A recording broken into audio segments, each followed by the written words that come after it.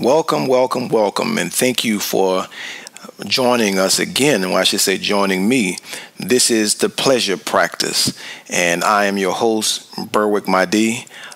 Usually, it's me and Miss Kim Beatty who are, facilitating this together. And as I told you before, Miss Beatty has been having family problems, and today we just learned that her father passed away. So let us take a moment to send out some positive energy to her in her time of bereavement.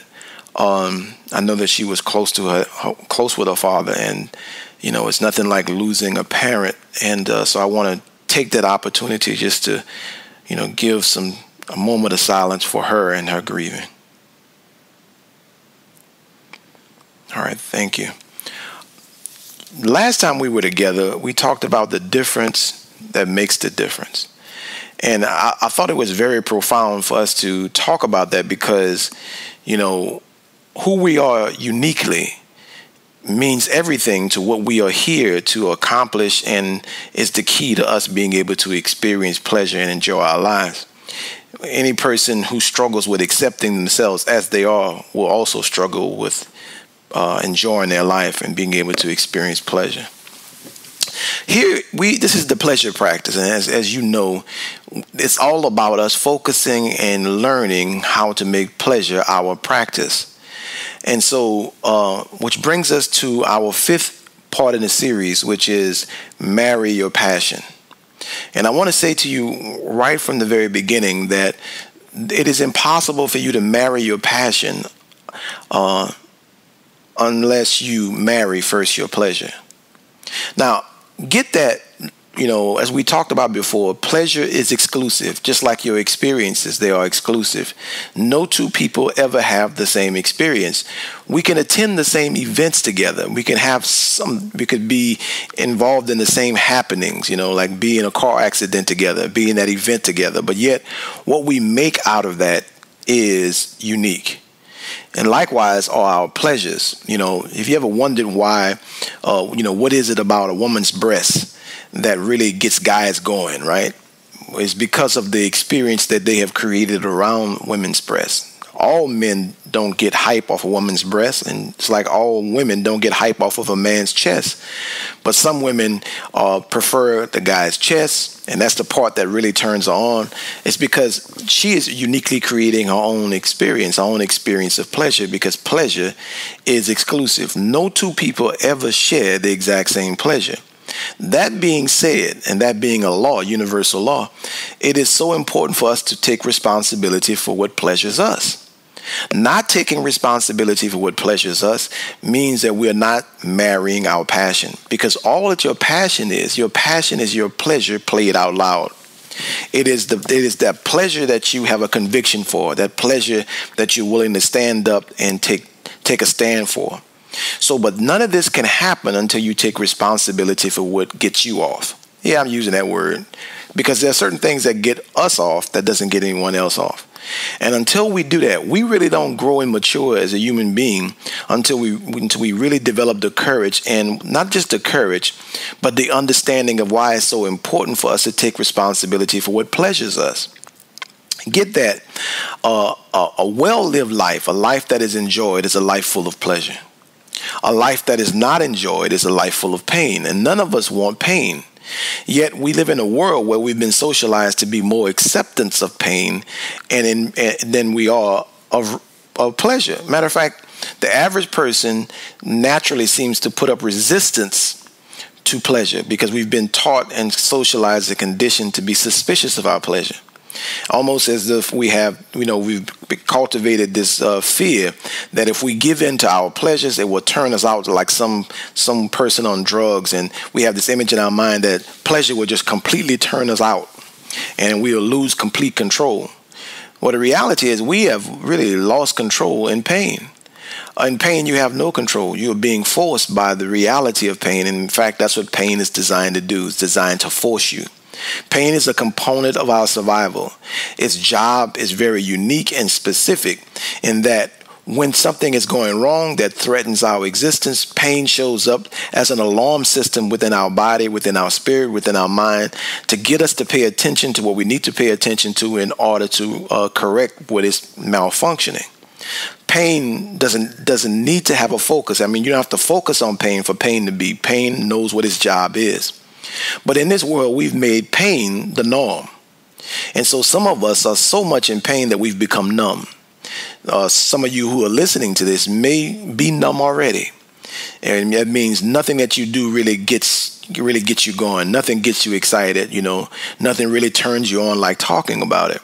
Well, it's because so much of our lives are filled and focused on pain until we've lost the ability to feel. Because what happens is when pain is so steady, it numbs the senses. It numbs the endings of our senses in our body and in our mind and in our spirit. And so the idea of taking responsibility for your pleasure is actually taking responsibility for being alive, being fully alive, and being able to feel the beauty of life and the things about life that unfold.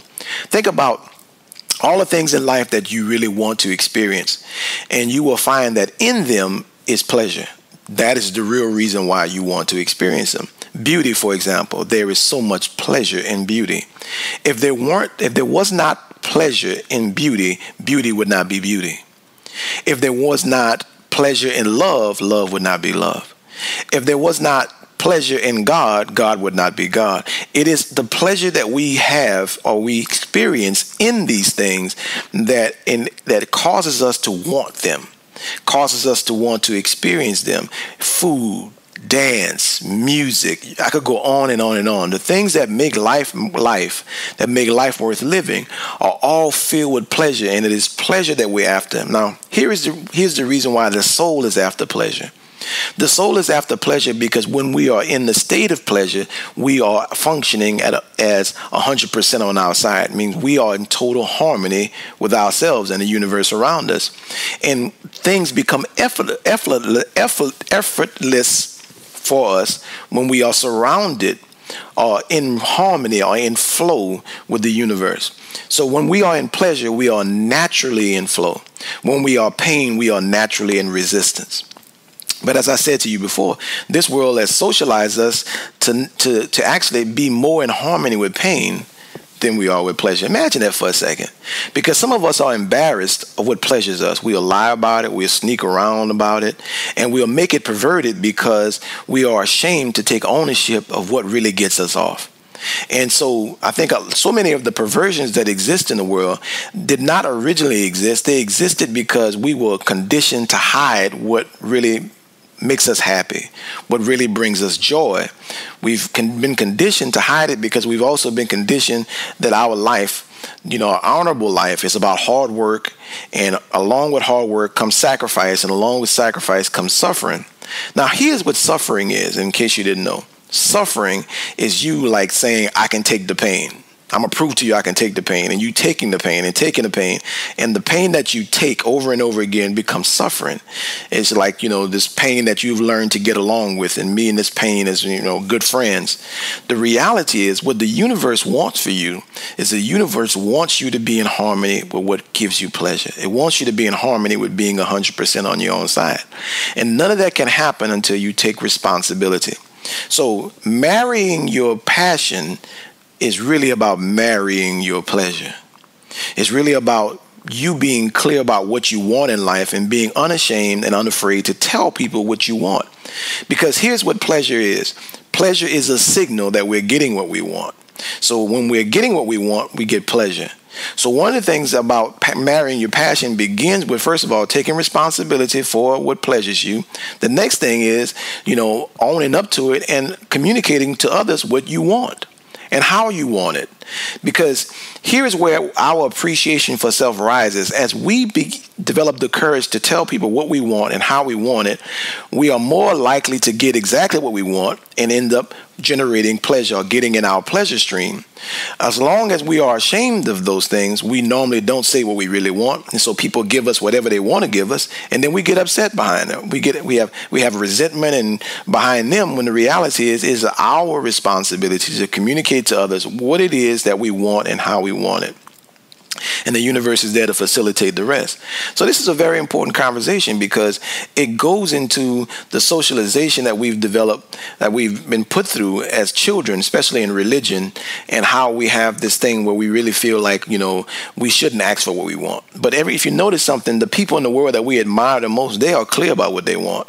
So if you are going to marry your passion, and marrying it, you will see your passion come out loud. You will see yourself expressing it without giving thought to it. You will see yourself being excited about expressing it, because in your passion is your pleasure. And it has been developed as a result of you taking full responsibility and then communicating that to others.